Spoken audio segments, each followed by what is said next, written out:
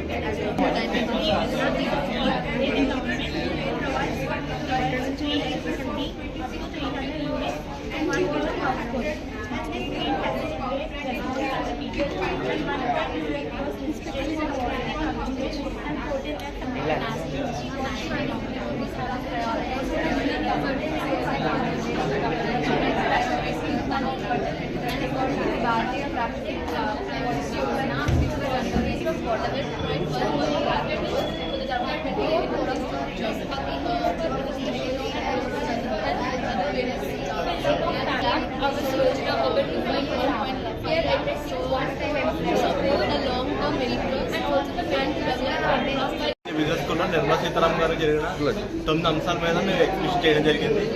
దీనివల్ల అందరికీ అవకాశం వస్తుందని కోరుకున్నాము. భావితరాల్లో అందరూ చేయాలని మేము ఆశిస్తున్నాము.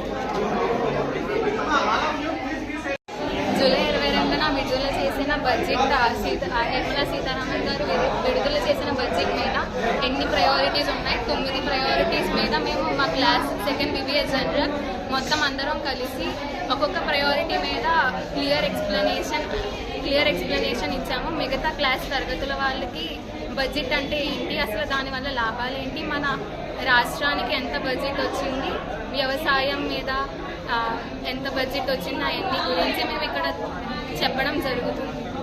ధన్యవాదాలు.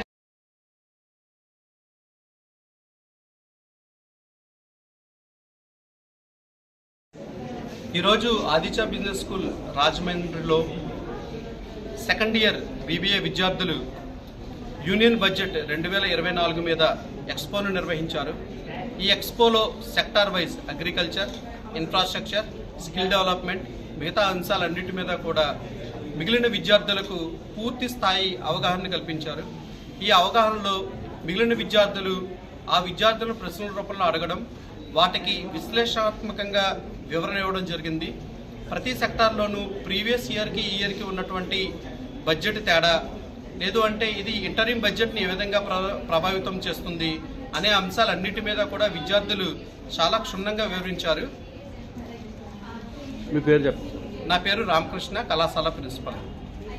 అందరం సహకారంతో ఈ ఎక్స్పో చేసాం. మొన్న అయిన బడ్జెటేషన్ మీద అందరం కలిసి ఒక 9 సెక్టర్స్ మీద 9 ప్రాజెక్ట్స్ చేసి ఒక్కొక్కరు ఒక్కొక్క ప్రాజెక్ట్ చేస్తూ అందరికీ బడ్జెట్ అంటే ఏంటో తెలిపి, అందరు స్టూడెంట్స్కి బడ్జెట్ అంటే ఏంటో తెలిపి బాగా అందరికీ తెలిసేలా చేసాము. దీన్ని మేము ఎంతో సక్సెస్గా తీసుకుంటూ ఇలాంటి ముందు ఇంకా చేస్తూ ఉంటామని కోరుకుంటాం.